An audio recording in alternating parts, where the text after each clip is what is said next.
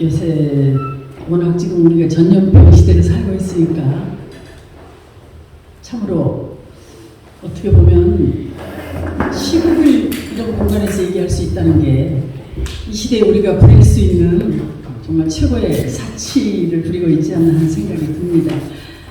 그런데 패스트가 세계를 휩쓸고 지나간 뒤에 도시 전체가 폐허가 됐을 때 7사람의 굉장히 지적인 지적 호기심이 강한 여성과 여성 부인들 7명과 또 열망이 강했던 청년 3명이 큰 별장으로 피신을 가서 10일 동안 10가지 얘기를 각자 이렇게 했던 것이 그 유명한 데카메론이라는 작품이었습니다. 그래서 이 데카메론이라는 말은 그리스어로 10일 동안이라는 것을 뜻한다고 합니다. 그래서 오늘은 저도 지금 먹고 살기도 바쁘고 이렇게 예방주사가 어떻고 뉴스만 틀면 정말 너무나 단말마에 가까운 그런 비명들이 도처에서 벌어지고 있는 이런 마당에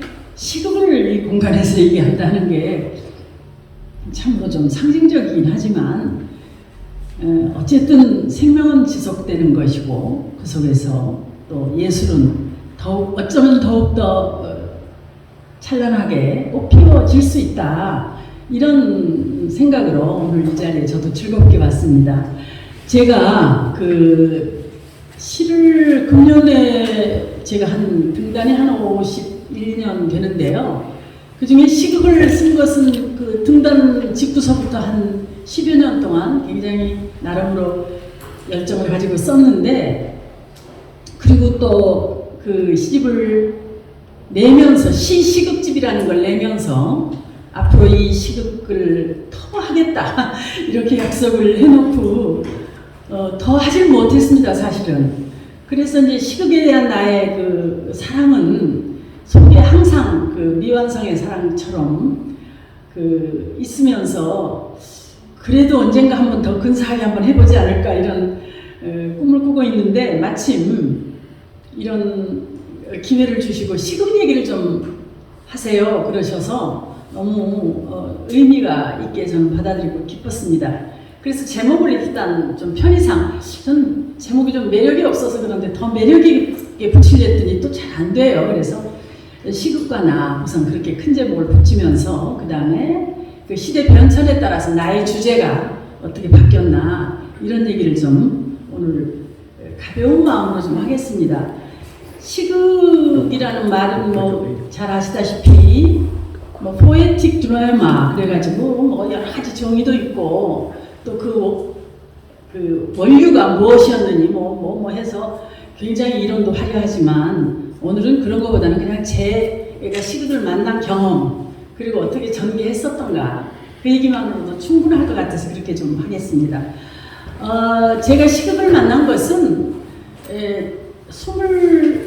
한 30살쯤 됐을 때 대학을 같이 졸업하고 첫 직장은 여성 잡지였어요. 그런데 거기 결혼과 동시에 사퇴한다는 각서를 쓰고 들어가거든요. 여기자가 되기 위해서는 기혼년은 안 됐어요. 그러니까 벌써 그게 50년 전이지만 얼마나 이 세상이 우리가 페미니즘으로 해도 좀 변했다는 걸 느낄 수가 있잖아요. 그래서 저는 이제 퇴사를 하고 옮긴 학교가 여자 중고등학교였습니다. 명성 여자 중고등학교라는 학교로 부임을 했는데, 거기에 갔더니 아주 낡은 캐비넷 하나가 제 앞으로 이제 배정이 됐는데, 그 캐비넷은 한 2년 전에 그 학교에 근무하다가 돌아가신 신동엽 선생님 캐비넷이라 그래요. 저는 어린 시절에 여러분 혹시 제 이력을 보셨는지 모르겠지만 제가 많은 백일장에서 막 상을 타는 그런 이력이 있기 때문에 당시에 좀 이름이 있는 분들은 거의 다 배웠는데, 신동엽 선생님은 평생 한 번도 뵙지 못한 채 굉장히 일찍 돌아가셨었어요. 그래서 항상 신 선생님에 대한 이미지를 나름으로 가지고 있었는데, 그 선생님이 쓰시던 캐비넷 명성대도 고등학교 야간부 교사였었어요. 그래서 그 이제 신동엽 선생님 그걸 받고 제가 그 캐비넷을 열었는데 그 속에 상당히 다양한 논문과 또 당신이 모아놓은 자료가 있었어요. 그 중에 하나가 바로 시극들이었습니다. 한국 시극은 이제 대강 이 분야에 관심을 가지신 분은 아시겠지만 뭐 신동엽 선생님도 상당히 많이 시도를 하셨고 그 이인석이라든가 홍윤숙 나중에는 최인훈, 김장호 이런 시인들이 많이 시도를 그동안 했었던 장르입니다. 근데 그래서 제가 그 시극을 대강 읽었는데 프린트된 거였어요. 그러니까 등판에다가 만든 굉장히 정확한 자료였습니다만 보고 제가 대뜸 느낀 첫 마디가 이게 시극이라면 난 너무 좋았을 것 같아요. 그래서 근데 그때 제가 워낙 고등학교 때 제가 시로 백일장 장원을 그렇게 많이 한 걸로 대부분 아시지만 저는 소설로 당선을 많이 했었거든요. 그리고 그 당선 작품 한 20가지 중에는 희곡이 2편이 있었어요. 그래서 희곡에 이미 약간의 그 고등학생 시절의 희곡이라니까 뭐 가장 기초라고 생각하시지만 그때는 또 제 나름대로 그 말하자면 종교적 갈등 구조를 놓고 계모 새어머니와 그 의붓 딸과의 뭐 이런 갈등도 엮으면서 제법 재밌는 그런 희곡을 써서 이화대학 전국 여고생 문학 콩쿠르에서 당선자가 없는 뭐 2번째 뭐 이런 것도 당선하고 그래서 그 형태는 조금 알고 있었어요. 그래서 신동엽 선생님 시극 모아놓으신 자료들을 보고 이것이 시극이라면 난 쓰겠다 이런 생각이 있었어요. 그래서 그때부터 이걸 써야 되겠구나. 그래서 많은 것을 이제 취재를 하기 시작했어요. 첫째는 우선 한국 우리 꽃들에 얽힌 꽃말과 꽃에 얽힌 설화를 모았습니다. 그리고 이제 우리가 흔히 뭐 그리스 신화나 로마 신화나 이런 신화에 얽힌 뭐 셰익스피어 이러면 뭐 굉장히 어마어마한 문호인 것처럼 알지만 실은 다 그분들도 당신네 인류의 역사에 나온 신화들을 모티브로 해서 쓴 작품들이 위대한 작품이에요. 그래서 우리 신화, 우리 전설 그런 걸 좀 모아보자 해서 뭐 꽃말에 얽힌 얘기, 마을에 얽힌 얘기, 민담, 설화 그런 걸 다 하고 음식에 얽힌 얘기 그런 걸 보고 이제 삼국사기, 삼국유사 이런 것들은 읽었습니다. 그런데 한 가지 읽고 나서 제가 놀란 건 그때까지만 해도 한국의 삶이라는 건 너무나 무슨 굶주린 삶이었다는 느낌이 들어요. 그래서 어느 꽃말에 얽힌 설화라 하더라도 미학이 안 돼 있어. 그럼 뭐냐면 이게 너무나 며느리가 밥을 많이 먹는 것 같아서 시어머니가 며느리 혀를 잡아당겨서 며느리 뭐 무슨 발톱이야, 며느리 비스케라고 한다말 하던가. 그 다음에 그러니까 그 장애자에 대한 뭐 문둥이가 어느 고을을 갔는데 어떤 사람이 당신 지금 내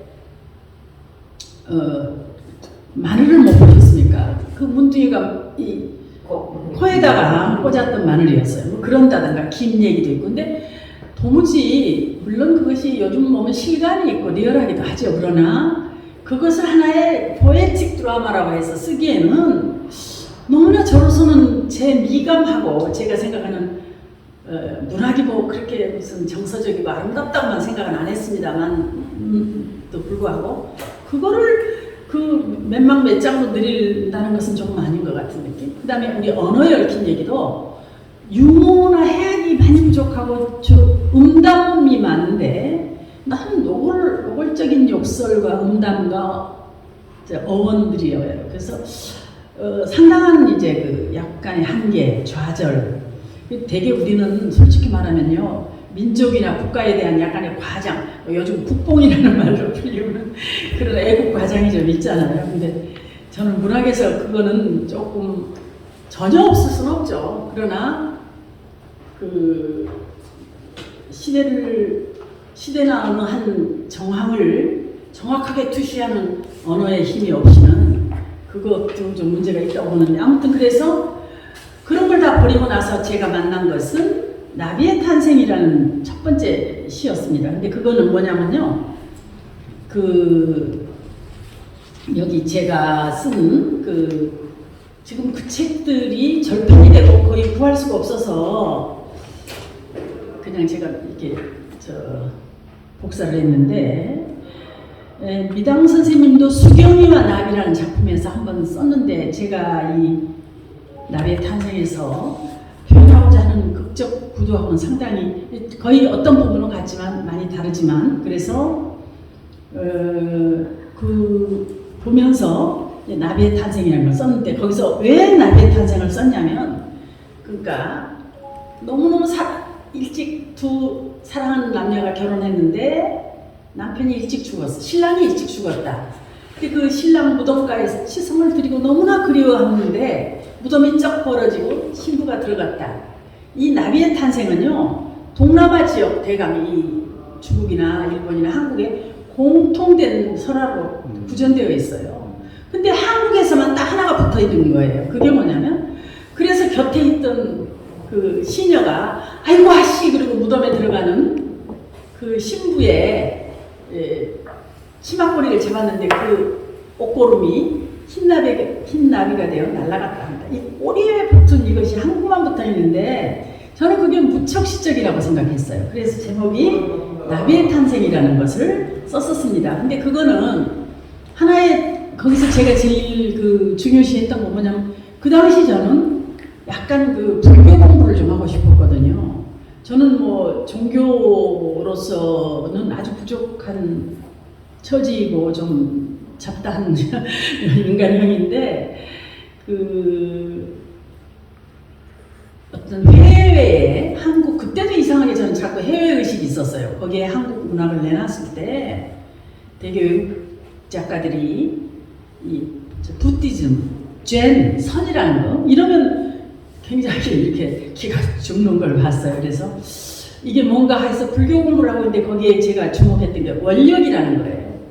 불교에서는 가장 절절하게 원하면 이루어져 버리는 것을 이제 원력이라고 표현하는데, 그래서 그 무덤이 쫙 벌어지는 그 순간을 어떤 불교로서 표현하다는 원력의 순간이었다. 근데 그때 그 얘기를, 원력을 제가 하는 건 뭐냐면, 70년대 초가 이제 군사 정권이 들어와서 아주 살기가 팍팍하고 젊은 그때 20대 초반에 저로서는, 저는 뭐 비겁하고 굉장히 겁쟁이니까 어디 가서 이렇게 데모도 못하고 그랬지만 이 시대가 아니다라고 생각을 했었거든요. 이거는 아니야다라고 생각을 깊이 했는데 그것을 문학에다가 표현을 못했어요. 그런데 이제 민중은 속에서 이제 어떤 지식인들을 만나면 속에서 끓고 있었지만, 그럼 끓고 있을 뿐이지 뭐라고 하죠. 그래서 이걸 좀 더 깊이 원하면 확 이루어질 거다라는 생각을 했었어요. 어설프게 뭘 원하기 때문에 잘 안 된다 이런 생각에서 원력을 그런 감각으로도 이제 만들어서 현대문학에 발표가 됐었습니다. 그때는 이제 잡지가 현대문학 하나뿐이고 가장 유일한 문해지고 권위가 또 굉장했기 때문에 거기에다가 이 작품이 한 7, 80매 되는 작품이 그냥 갓 분단한 신인으로서 실린다는 것도 정말 저로서는 굉장히 운이 좋았었습니다. 그래서 발표되자마자 여인극장이라는 극단에서 공연하겠다 해서 바로 지금 명동예술극장 거기에서 공연을 하게 됐어요. 근데 희곡이 발표돼서 기존 극단에 의해서 공연이 되는 그 공연의 복을 갖는다는 것도 이게, 그래서 뭐가 이게 굉장한데, 그때 이제 여러 가지로 뭐 신동아나 중앙일보 등등의 작품평이 실렸는데 되게 상당히 이제 극찬들이었어요. 지금 생각하면 그때 좀 건방졌거든요. 그래서 뭐 당연하지 이렇게 생각했는데 요즘 보니까 굉장한 칭찬들을 하셨는데, 우선 제가 뭘 몰라서 칭찬받은 거예요. 대부분 그 당시 그런 단막극들이 응접실 같은 것이 무대예요. 그래서 이제 이렇게 드나들고 거기서 갈등이 벌어지고, 그런데 뭘 모르니까 장면이 허허벌판에 무덤 하나 놓여 있다 이렇게 돼 있어요. 그러니까 굉장히 포스트 모던한 그런 장면이죠. 그래서 그 무덤에 소복을 한 여인이 치성을 드리고 있다. 뭐 이러고 이제 그러니까 이게 굉장히 우선 장면 무대 장치서부터 좀 굉장히 좀 뭐랄까 대담하고 그런 뭐 상상력이 젊은 작가의 어떤 굉장히 그 당돌한 그런 실험으로 본 거예요.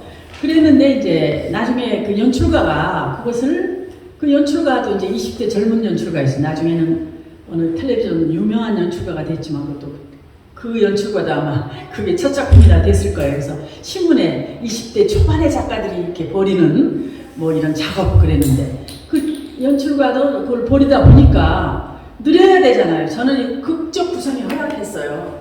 느려야 되니까 뭘 했냐면 이제 나중에 그 여인이 무덤이 벌어지기까지 고조되는 거에 진옥이꽃이라는 굿을 도입해서 막 이제 무당들이 춤을 췄어요. 그리고 하얀 광목을 늘어뜨리면서 쫙 가르면서 가면 무대가 벌어지면서 흰나비가 가는데 막 주연 배우가 이 나비 좀 보세요 뭐 이러면서 이제 클라이막스로 치닫는. 그래서 의도치 않게 그 무덤이 등장하는 포스트 모던한 현장에 장르 해체가 되어버린 거예요. 말하자면 마당극 무극을 이 연극 무대 위로 올려버리는. 그래서 굉장히 그런 무소극과 또 어떤 현대 연극의 만남이라든지 해서 뭐가 이렇게 잘 몰랐기 때문에 그랬는데 하여튼 그런 것들이 허물리는 그 현장이 바로 거기여서 지금도 전환시대의 희곡 뭐 이런 거에 이 작품이 논의되는 건 그런 것들이었습니다.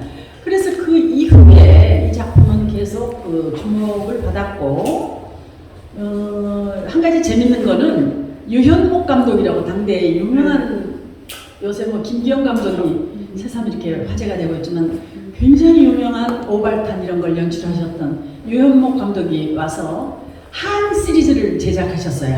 여인의 한만 주제로. 근데 거기에 하나 하겠다고 영화 계약도 했어. 20대 초반에. 그래서 이건 너무 돼가는구나 그랬는데 영화보다는 KBS 무슨 무대에 올라가고 그 뒤에 약간의 제 지금 느낌에 내 것을 이렇게 많이 원용해 버리는구나 그런 느낌? 유 감독님은 그러지 않았는데 이 아마 대본이 이제 돌면서 그랬던 것 같은 그런 느낌은 그때 받았었습니다.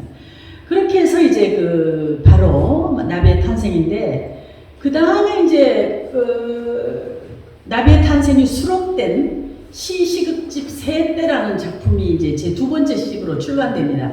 등단 5년 만에 저는 26, 7인데 이런 시집인데 지금 이것도 거의 절판이어서 구할 수가 없어요. 근데 거기에 제가 시집이 아니고 시시극집이었다는 게 재밌고 거기에 제 모습은 이렇게 젊고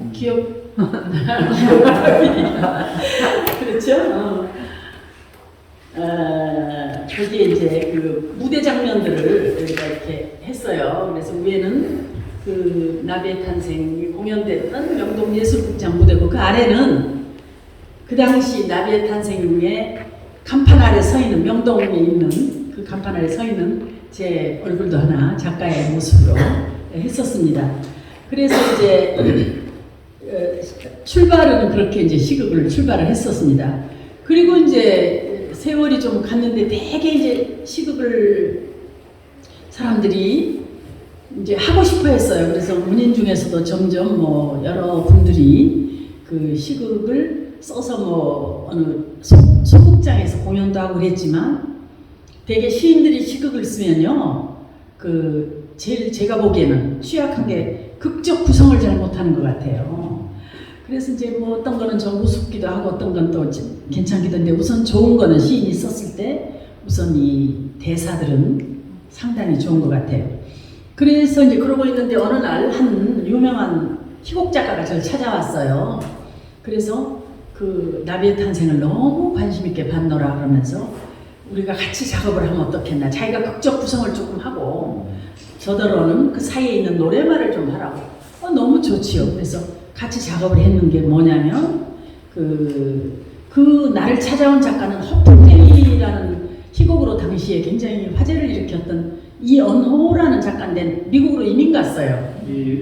그래서 이언호 선생이 이제 그렇게 하고 이민을 가버리면서 나는 이제 간다. 그냥 당신이 혼자 완성을 하라 그래서 그 삼국유사 제 48종에 나오는 도미와 아랑의 설화가 있잖아요. 그래서 도미설화를 이제 극화시켰어요. 근데 그 도미도 어떤 거냐면 도미가 너무나 이제 그 궁중 도목수예요. 아주 솜씨가 좋은 목수인데 임금이 궁궐을 지으라 해서 갔는데 고향에 두고 온 아랑이 너무 그리워요. 근데 그 아랑은 뭐 빼어난 미모를 가진, 그러니까 전형적인 그 권력에 의해서 여성의 미모를 찬탈하는 춘향전설과 같은 거죠, 그죠? 그래서 이제 그 아랑을 취하려고 그 왕이, 계루왕이 그러는데, 이 목수는 고향에 못 따라가는 이유가, 무지개가 보이는 궁을 누각을 지어달라고 명했거든요. 근데 이 사람은 너무나 솜씨가 좋은 목수니까 금방 지을 수도 있어요. 근데 항상 왕은 네가 보이는 무지개와 내가 보이는 무지개가 달라. 이건 아니야. 또 지어 해서 늘 그 도미를 붙들 수가 있는 거예요. 바로 거기에 그 무용탑 설화하고 같아지는, 지금 여기 건축에 대해서, 건축과 시에 대해서 논문을 쓴 우리 김신영 박사도 계시지만, 말하자면 그 건축공간, 시 속에서 나오는 하나의 건축공간을 한 태제로 한 것의 한 대표일 수도 있죠. 그래서 그것을 이제 제가 도미를 혼자 완성을 했어요. 그분은 이민 가버리시고. 그래가지고 나중에 이제 그 도미는 결국은 자기 아내가 궁궐에 끌려와서 왕과 밤을 새는 이야기를 이 소리로 듣고 자기 눈을 뽑아버리죠. 근데 그 당시 이제 그 한국 정치 현실은 너무나 모두가 눈이 멀어 있는 그런 상태였거든요. 근데 되게 알아서 키웠어요. 그때. 그래서 저는 그 삼국유사에는, 삼국사기 그 종 48에는 임금은 그 도미의 누나를 뽑아서 고구려 땅으로 쫓았다 이렇게 나오지만, 그렇게 어리석은 임금이 아니었어요. 우리 시대의 임금은, 우리 시대의 왕은 자기 스스로 백성이 지 스스로 눈을 뽑게 만드는, 그것이 이제 정치라는, 권력이라는 이름으로 자행되는 시절이었죠. 그래서 이제 그 실명으로 저항하는 한 백성의 저항과 비판과 소를 속에다 집어넣어서 대사의 그런 것들이 이제 나옵니다. 그래서 아까 나비탄생도 그렇고 이제 도미도 그러는데, 제가 그 아까 나비탄생 얘기하면서 한 가지 약간 나중에 최근에 읽어보니까 뭐 굉장히 어색하고 솜씨가 좀 뭐 지금도 잘 쓸 수도 없지만 그 의욕만 앞섰다 하는 느낌 중에 하나, 그래도 이건 괜찮아 하는 건 이런 거예요. 관영어가 등장을 해요. 나는 추억이에요, 나는 고독이에요 하고 이 등장인물에 관영어들이 등장을 한다는 거, 이제 그런 것들은 제법 그 당시도 어린 나이지만 제가 좀 상상력이 이런 거는 괜찮았었구나, 이런 점도 좀 있기는 있습니다. 그래서 이제 그렇게 돼가지고 점점 이제 그 도미까지를 그렇게 썼습니다. 그런데 이제 도미는 그 바로 그 명동 테아트르추라고 카페 테아트르라는 유명한 실내 공연장이 있었는데, 그것을 그대로 그 이름을 봐서 추송웅이라는 유명한 배우가 만든 극장이었는데, 거기서 그 여러 번 공연을 한 이후에 대학로 아르떼 극장, 뭐 충남 축제 등등, 보령 축제 등등, 또 현대백화점 극장. 그래서 현대백화점이 처음에 생길 때 소극장이 있었거든요. 최불암 씨가 아마 그 극장장이었을 거예요. 그래서 그런 등에서 수회 공연이 됐고, 특히 현대백화점에서 할 때는 이영애라는 아주 그 정말 요즘 같은 굉장히 비싼 그 배우가 아랑 역을 해서 그때 전부 화제를 삼았었고, 나머지 배우들은 전부 국립극장 배우들이어서 김재진이라든가 이런 분들이, 김재건이라든가 하는 분들이 출연해서 굉장히 연기가 좋았더랬어요. 그래서 이제 거기까지는 이제 제가 아주 좋았죠. 그 당시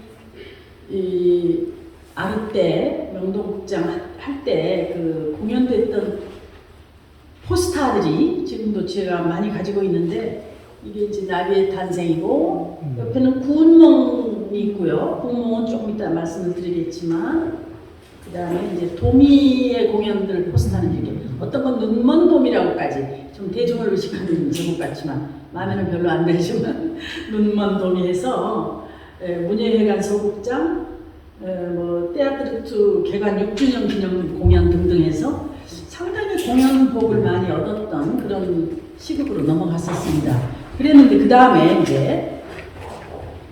또 세월이 흘러 어느 날 그 국립극장에서 대전 엑스포를 하는데 개막식 때 메인 공연을 해야 돼. 근데 그때는 이미 이제 우리가 특히 한국적인 거, 이 한국만이 갖고 있는 것에 대한 그 생각들이 조금씩 더 이렇게 확대되는 시절이었어요. 그래서 국립극장 제작으로 이 구운몽, 우리 고전 중에 김만중, 서포 김만중의 구운몽을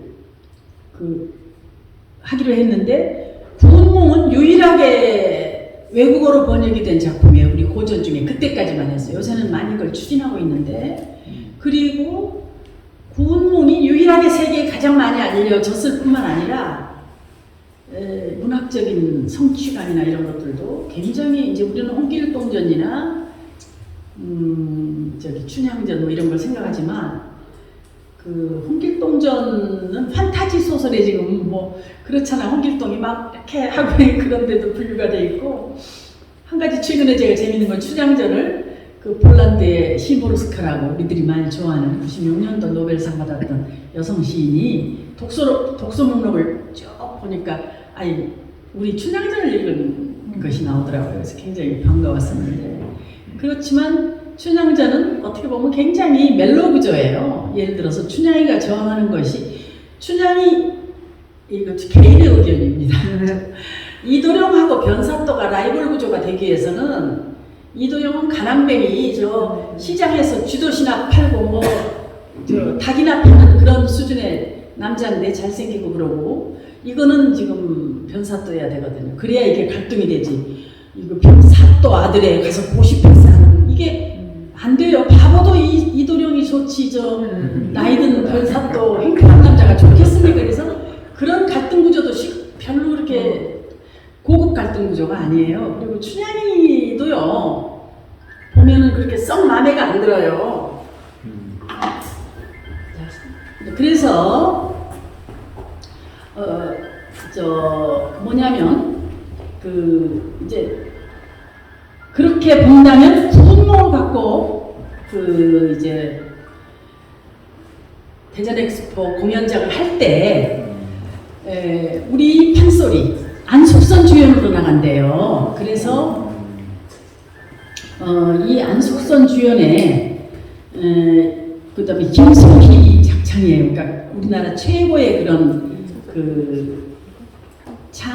창하시는 어른들이 다 동원이 되는 건데 김만중 글을 이제 읽고 또 읽으면서 제가 너무 괴로웠던 게 그거예요. 팔선녀를 어떻게 해결하느냐. 저는 명색이 페미니스트잖아요. 하룻밤에 성진이라는 남자가 8여자를 두 처에다가 6여자를 취하고 뭐 정말 그 아방궁처럼 놀다 눈 똑 떠보니까 꿈이었다 이러면 이 남자의 일을 어떻게 해야 되겠습니까? 그죠? 그래서 야 이거 어떡하나 싶어가지고 이제 그것 때문에 앞에 논문들 읽느라고 시간을 다 버리는 거예요. 아유 참 그러니까 뭐 옛날 우리 속담에 망건 쓰다 장파한다 이런 말처럼 제가 준비하고 논문 쓰고 이러느라고 그냥 다 망가뜨려가지고 정작 쓰는 것은 얼마 안 걸릴 때 나중에 해결을 했어요. 그 여령쌤하고 연세대학교 어떤 교수님이 둘이 대담하는 자리에서 슬쩍 지나가는 한마디인데 이거다. 그게 뭐였냐면 성진이 겪은 8여자는 성진이 그 돌을 깨치기 위한 8계단이었다라고 치면 되는 거예요. 그래서 그렇게 이제 해결을 함으로써 했는데 문제는 또 뭐냐면요. 구운몽의 무대가 전부 중국이에요. 그래가지고 그리고 한자만이 너무 많은데 창극을 할 때 그날도 창극이 전달도 어려울 텐데 뭐 한자로 하면 어떻게 관객이 알아듣겠습니까? 그래서 그런 것들 때문에 뜻밖의 고생을 너무 많이 했어요.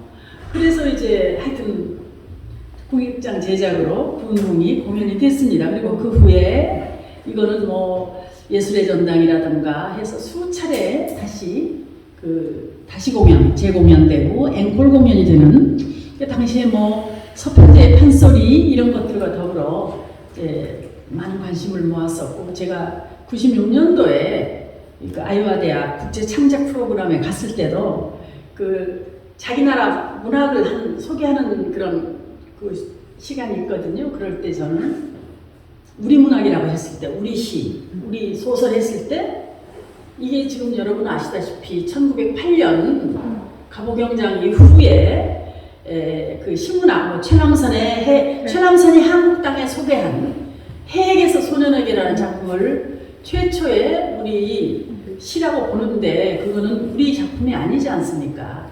그것은 최남선이 내가 썼어라고 한 것도 아니고 그분이 만든 소년지에 소개된 서구 형태의 시라는 거잖아요. 그래서 이런 걸 전부 얘기해 볼 때 그래서 이 구운몽을 틀고 판소리 하는 거, 소리 하는 거 이런 걸 들려줘서 한 35개국에서 온 그 작가들에게 나름으로 이제 우리 고유의 어떤 문학의 원류라든가 이런 걸 좀 소개하는 데도 썼었습니다. 그래서 그렇게 해서 이제 창과 극이 또 만나는 건 무엇이며 조선 창극사도 읽어보고 뭐 이런 걸 돌아다니느라고 너무 고생을 많이 했어요. 그래가지고 결국은 이제 부운몽이라는 작품 하나가 나와 있고 그러니까 나비의 탄생 그거는 원력이라는 그 삶과 고통과 절망을 원력이라는 가장 지극히 원하면 이루어져 버린다는 원력이라는 어떤 한 사유나 실천을 통해서 극복되는 한 이야기고 또 하나는 두 번째 도미는 권력에 저항하는 힘인데 그 권력에 저항하는 것이 이렇게 대드는 게 아니라 자기 눈을 자기가 뽑아버리는 그래서 그런 어떤 저항 그런 거 그 다음에 세 번째 구운몽은 해탈을 위한 8개의 계단을 넘으면서 해탈에 이르는 또 인간의 고통도 인간의 가지수도 뭐 그렇게 하겠죠. 근데 그 사이에 이제 제가 하나 이렇게 공식적으로 공연은 안 됐지만 이거는 좀 쓰고 싶다 해서 하나 짤막한 시를 하나 아까 보여드린 시시극집 세 때에 수록된 작품인데 제목이 날개를 가진 아내예요. 그게 뭐냐면 여러분 그 설화 중에 나무꾼과 선녀라는 설화에 선녀가 목욕을 하는데 나무꾼이 선녀의 옷을 숨겨가지고 날개 옷을 숨기잖아요. 그래서 하늘나라에 못 올라가고 그 땅에 있는데 애를 셋 낳을 때까지 애 둘까지는 이렇게 하면 올라간대. 그러니까 셋을 낳으면 이제 그것도 또 하나 등에다 져야 되니까 하늘나라에 못 올라가게끔 되는데 이제 실은 당신의 옷은 여기 있어 하고 하는 것이 우리가 알고 있는 그 나무꾼과 선녀 설화인데 저는 이렇게 했어요. 그 선녀가 날개옷을 너무나 호기심이 많아. 그 선녀는 그러니까 천상에 있으니까 지루해 너무 평화롭고 뭐 선녀고 공주고 그러니까 그래서 땅이 항상 궁금해. 저게 재밌고 그래서 땅에 내려왔는데 재밌는 거예요. 그 숲속에서 목욕도 하고 보니까 나무꾼도 저기 숨어 있는 것 같고 그래서 슬쩍 이 날개옷을 던져놓는 거예요. 훔쳐가도록. 그렇게 해서 이제 그 선녀가 등장하는데 선녀가 이쁜 모습으로 등장하지 않아요. 집에서 일하는 주부의 옷을 입고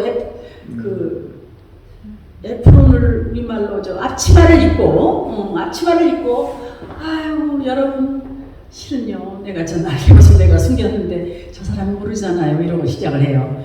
그러니까 우리 보통 아파트의 어떤 주부예요 그 선녀는. 그러면서 그 날개옷을 이렇게 자기가 던져서 지상에 남게 되는 이야기로. 근데 나중에 이제 너무 재미가 없어서 올라가는데 추락해요 이 날개가. 그러니까 나무꾼이 봤지 추락한다니까 이러면서 하하 웃는 뭐 그런 짤막한 글인데 그 날개라는 것을 통해서 저는 한 여성의 문제 좀 거창하게 표현하면 페미니즘적 어떤 새로운 예시랄까 이런 것들을 좀 꽤 썼지 않나. 그때도 저는 결혼을 해갖고 야 이게 나는 공부도 좀 하고 글도 쓰고 등단도 한 작가니까 나에게는 해당이 안 되려니 했던 어떤 여성 문제들이 아까 제가 처음에 기자하다가 학교로 갔습니다 할 때 잠깐 얘기했듯이 결혼과 더불어 사표를 내는 문제에서부터 그때 처음 시작되는 의료보험 문제, 친정어머니는 나를 학비를 대시려고 너무 애를 썼는데 해당이 안 되고 시댁 어른들만 된다든가 뭐 예를 들면 그 다음에 뭐 그 너무나 많은 여성 문제와 겹치게 되고 그 다음에 제사를 한 6번 1년에 지내한다든가 또 독자 며느리였거든요. 그래서 아들을 낳아야 한다든가 이런 것들이 현실의 문제로 닥쳐왔을 때 뭐 전통이라고 생각하고 그러면 하나도 나쁠 것은 없지요. 그러나 이게 뭔지는 좀 알았으면 좋겠어요. 그런데 뭔가 아니다 싶은 건 참 많은데 뭔지를 모르겠는 거예요. 그리고 더구나 제사를 지내는 것도 좋지만 그 부부 중심, 그러니까 남성 중심, 지아비 중심의 가게에 뭐 안동김씨 멧돼손, 뭐 예를 들면 뭐 전주기씨 멧돼손만 중심으로 하면서 동시에 여자들은 부엌에서 다 음식을 하고 나중에 저를 하나 드릴까 말까 하고 남자들은 그냥 그렇게 한다든가 그런 형식. 그 다음에 뭐 홍동백서 죽앞에 이런 형식, 이것이 무엇인지를 모르겠는 거예요. 그래서 조선 때부터 내려온 우리가 뭐 성리학을 받아들여서 뭐 예의 있는 양반의 범절이 이런 걸로 묶어버리기에는 이거는 정말 난감해. 그런데 최근에 지난 설날인가요? 최근에 우리 뉴스 앵커 브리핑 이런 뉴스에 제시가 이 당시에 제가 쓴 거예요. 20대 말쯤 30대 전후 팔을 다듬은 제목이. 그래서 이제 제사를 지내려고 팔을 다듬는데 너무 눈물이 막 나는 거예요. 그러니까 효자 아들이 옆에서 말한다. 엄마 제상에 짜장면 시켜놓자. 탕수육도 한 그릇 하는 것이 나와요.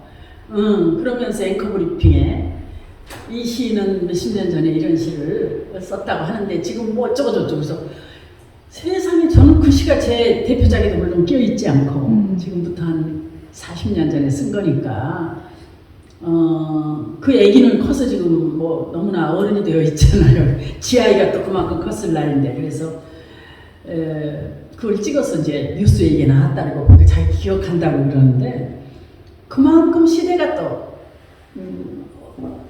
변했습니다. 상당히 시간이 많이 변천되고 변하고 있습니다. 그래서 물론 아직도 많은 문제가 있고 또 완전결하게 변한 사회가 가자면 또 몇천 년이 걸리고 뭐 그러겠죠. 그러나 어쨌든 그런저런 것들이 이제 제가 시를 통해서 했던 생각나는 대로 지금 말씀드린 건데요.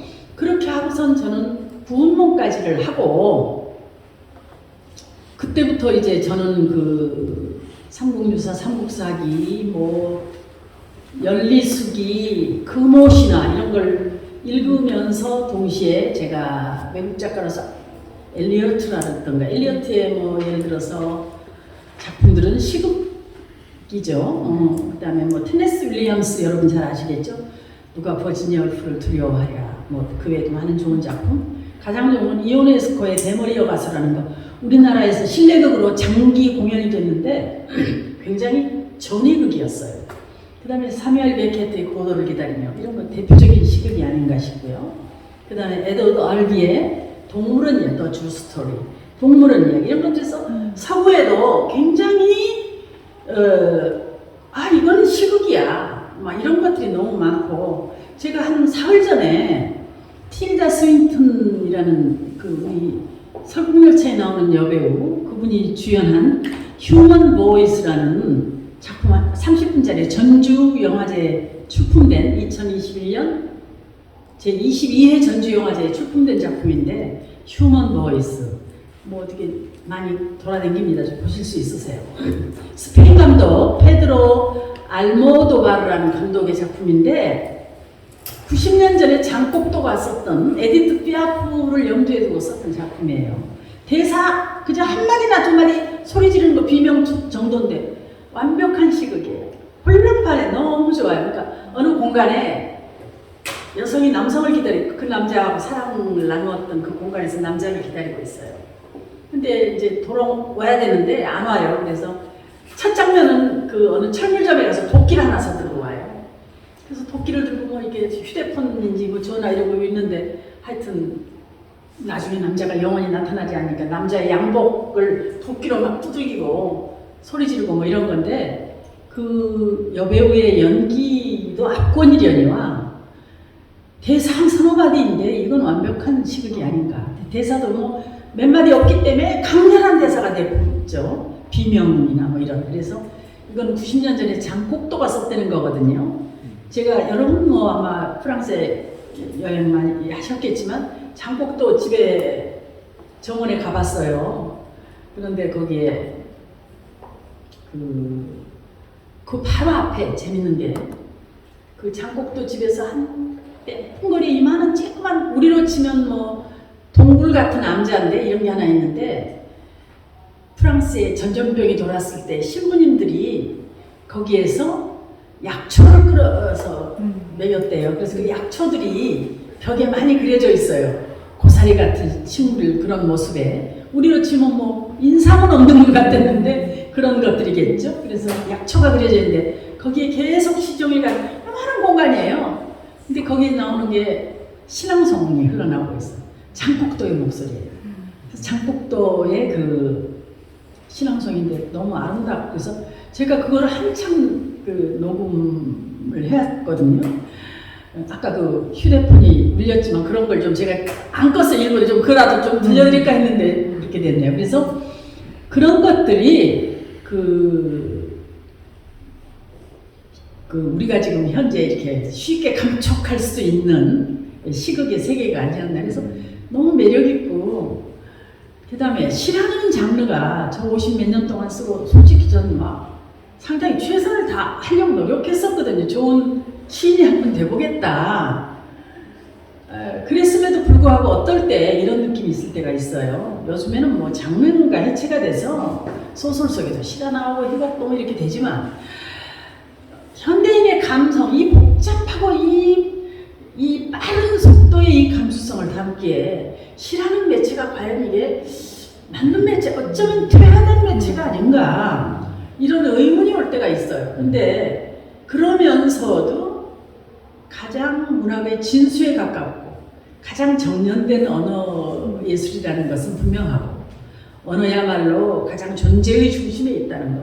이거는 저는 뭐 의심의 여지 없이 그래서 가장 사랑하는 시이지만 시가 어떻게 보면 어떤 내가 담고자 하는 어떤 주제 이런 것들이 시라는 그 형태에 맞지 않을 때는 시국으로 가고 뭐 장시로도 가고 이러지 너무 그렇게 무슨 뭐 그런 것에 매여서 자기 자신의 표현을 너무 축소할 필요는 없다 이런 말씀을 드리고 싶습니다. 그래서 그렇게 한 뒤에 이게 99운명은 나중에 공연은 그 이후에 공연한 건데, 그러니까 구운명은 제 오리지널 원작이 아닌 거죠.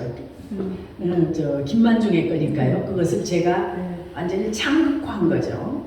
그래서 그 전에 그 도미까지 하고선 아까 그런 그 어떤 이오네스코니, 사무엘 베케트니 이런 다양한 서구 감독들에 대한 서구 작가들에 대한 그 호기심 이런 걸 많이 갖게 되고 그거에 따라서 이제 82년도에 제가 뉴욕 대학으로 이제 가게 되죠. 그래서 거기에서부터 저는 그 말하자면 정말 예술의 메인 스트리트 같은 또 아주 포스트 모던한 살벌하고 거칠고 그러면서도 강렬한 그 뉴욕이라는 도시에서 너무 많이 이제 느끼고 고생하고 그러면서 말하자면 제가 시에서 늘 보여왔던 노마드, 뭐 이게 집두절도 없는 인간, 떠도는 인간으로서의 노마드의 기질이 그때부터 시작이 되었고 뉴욕은 제 노마드를 받아들여주고 제가 사겨내는데 정말 좋은 도시였다는 걸 굉장히 싫어하고 나중에 진저리 치고 돌아왔는데 지금도 뉴욕이라는 도시를 이렇게 그림 사진 같아서 보면 가슴이 뛰고요. 그 최근에 이제 그 코로나가 굉장히 창궐해가지고 타임스퀘어 이런 거 보면 막 죽음의 도시고 너무나 무서워요. 그런데 작년 6월에 벌써 뉴욕의 그 완전히 인간이 멈춰진 사람이 없는 죽음의 도시 같은 맨하탄을 그린 사진과 글이 그 우리나라에 출판이 돼 있어요. 그 정도로 속도가 요즘에는요. 그래서 옛날 제가 80년대 중반에 뉴욕에 가서 놀란 거는 우선 뭐 많은 우리가 금기시했던 예술에 대해서 너무 놀랐는데 지금은 뭐 여기 오히려 한국이 더 풍성할 정도로 크게 각층을 받아들이니까 그래서 굉장히 어떻게 보면 좋은 시대에 지금 살고 있는 건데 뉴욕에서 제가 제일 그 뉴욕 대학이라는 게 맨하탄 한가운데 우리들이 그 잘 아는 워싱턴 스퀘어에 붙어 있는 그러니까 캠퍼스가 고대, 서울대 그러면 딱 이렇게 어느 울타리 안에 있는 게 아니라 의대는 여기, 뭐 법대는 여기, 뭐 이렇게 띄엄띄엄한 그런 건물이 중심이 되는 도시가 그런 캠퍼스인데 거기가 바로 여러분이 잘 아시는 그리니치 빌리지와 소호의 한가운데 있는 곳이어서 어떤 그 예술적 향취를 흡입하기에는 너무 좋았고 그때 제가 가장 많이 인정예술로서 흡입했던 거는 뭐 영화는 이제 값이 물론 싸니까 영화였고 그 다음에 브로드웨이가 오프 브로드웨이 그러잖아요. 크기에 따라서 뭐 1000석 800석 이상은 브로드웨이라고 해서 몇 달 전에 예약도 해야 돼. 우리가 아는 뭐 캐츠라든가 캐츠도 엘리어트의 어떤 일부곡을 만든 거잖아요. 뭐 그런 것도 있지. 42nd 스트리트라든가 뭐 한쪽 히라빈 조르바라든가 뭐 이런 것들이. 그 다음에 오프 브로드웨이는 뭐 한 400석 이하 오프. 그 다음에 오프는 뭐 한 50석에서 뭐 요만한 오늘은 우리는 지금 오프 정도를 이 공간은 이거는 오프 정도 될 수도 있는데 모이는 거는 옛날 사람이 하는 오프예요. 그래서 뉴욕은 뭐 연일 해가 지지 않고 불이 꺼지지 않을 정도로 그런 공연이 있고 그 다음에 영화는 제가 그때 80년대 중반만 하더라도 일본 영화는 본 적이 없어요. 루머로라도 들은 적이 없어. 항상 우리는 반일 교육만 받아가지고 일본이라는 나라를 객관적으로 쳐다본 적이 없이 늘 그러니까 지일보다는 반일에 앞서 있었어요. 그런데 미국에 가서 보니까 그때는 일본이 뭐 경제적으로 엄청나게 부강하고 그러던 때고 그래서 그런지 그 일본이라는 나라의 문화적 저력을 너무 자꾸 반일의 눈으로 봤었구나 하는 자각이 좀 오긴 했었습니다. 그래서 여러분이 뭐 요새는 그냥 문화 보시는 뭐 구로사와 아키라라든가 뭐 쭉 그 세계 영화사를 뒤바꾼 일본의 거장 감독들이 있거든요. 그런 감독이 한 작품들 최근에는 뭐 한국이 훨씬 좋아하고 우리가 지금 좀 자신감을 가지는 것도 사실이지만 그렇다고 해서 너무 그렇게 자꾸 뭐 우리 너무 침소봉대하고 막 소리 지르다가 소리버리고 마는 거 이러지 말고 이제 이걸 더 심화시키고 더 이제 발전을 시켜야 되겠죠. 그래서 또 하나는 그때 소련 영화라 해서 막 소련 뭐 완전히 무슨 장벽이 높았던 것이 그 여러분 잘 아시는 타르코프스키라든가 영화사 전체의 가장 기초적인 그런 감독들이 얼마나 좋은 시극에 가까운 노스텔지어라든가 여러분 막 혹시 타르코프스키라는 거 보면요 거의 시극들이죠. 그 다음에 북구의 영화들 그 다음에 뭐 이태리 영화들 뭐 해서 저 동굴아파 폴란드라든가 뭐 그런 것을 흡입하는데 정신이 없었어요. 막 어쩜 이렇게 막 아우 그래서 그때 제가 너무 막 하나 감동을 하고 봤던 게 또 팀드럼이라는 거 양철국이라는 영화였는데 그게 최근 한 5년 전 노벨상을 그 퀸터그라스가 받음으로써 우리는 이제야 양철국을 보게 되잖아요. 그러니까 뭐 그런 것들에 대한 문화적인 자극 이런 것들은 오히려 제가 시극이라는 장르에 발을 들여놨기 때문에 보통 그냥 단순한 시만 썼던 작가보다는 더 이렇게 넓고 더 좋았지 않나 이런 감사함을 갖게 됩니다. 끝까지 많이 공부하게 됐으니까요. 그래서 이제 오늘은 사실은 좀 문답을 하려고 했는데 그리고 또 이렇게 소박하고 이런 자리에서 얘기하니까 뭐 뜻하지 않은 개인 고백도 좀 하게 되고 그래서 좋은 점도 있고요. 그렇습니다. 혹시 질문을 해주시면 또 제가 미처 뭐 할 얘기가 좀 많았겠습니까만 오늘 이제 지금까지 얘기 드린 거는 하나의 그 중심 얼개로서 이렇게 거칠게 말씀드린 거고 관심 있는 부분을 좀 지적해 주시면 또 다른 것도요 제가 얼마든지 대답을 하겠습니다.